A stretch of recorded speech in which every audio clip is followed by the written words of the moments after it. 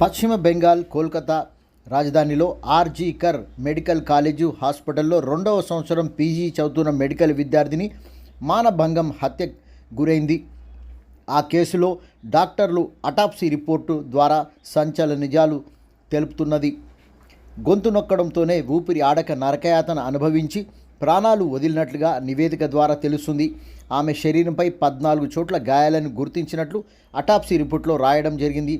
మృతురాలి శరీరంలో ఎముకలు విరగలేదని నివేదిక తెలుపుతుంది. ప్రైవేటు పార్టులో 150 గ్రాముల వీర్యం దొరికిందన్న అంశాన్ని అటాప్సీ రిపోర్టులో డాక్టర్లు ఎక్కడా ప్రస్తావించలేదని తెలుస్తుంది.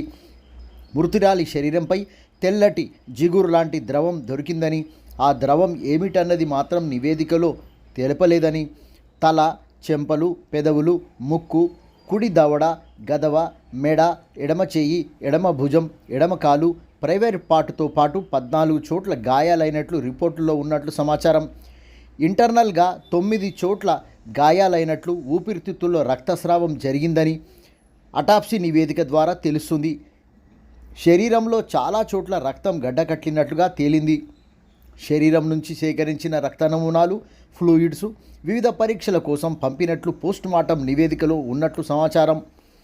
ఆర్జీ కర్ మెడికల్ కాలేజీ హాస్పిటల్లో జరిగిన పీజీ మెడికల్ విద్యార్థిని హత్యలో బెంగాల్ రాష్ట్రంలో మహిళలు, విద్యార్థినులకు భద్రత లేదనేది డొల్లతనంగా మారిందని, వారంతా భయాందోళనకు గురవుతున్నట్లుగా పలువురు తెలుపుతున్నారు.